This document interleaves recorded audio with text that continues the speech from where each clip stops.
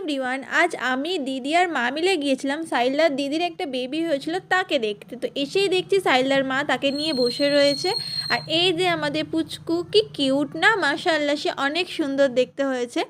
তো এখানে দেখো ওর ফেসটা কেমন রাগ রাগ করে আছে, কেন জানো? ওকে না, ও ঘুমাচ্ছিল আর ওকে আমরা ডিস্টার্ব করছিলাম তার জন্য। আর এই যে আন্টি আর আঙ্কেল, মানে সাইলার দিদি অ্যান্ড জামাইবাবু।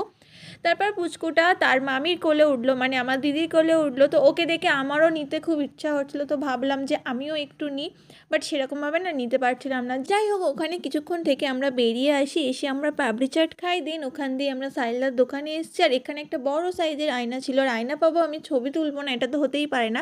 তারপর সাইলার আব্বু এলো, আর এখানে আমাদেরকে চা খেতে দেওয়া হলো। আর সন্ধ্যাবেলা তো আমার 1 কাপ চা লাগবেই। আমার মতো কে কে আছো কমেন্ট করে জানিও। এখানে না চাটা অনেকটা গরম ছিল, খেতে গিয়ে না আমার জিভটা পুড়ে গিয়েছে।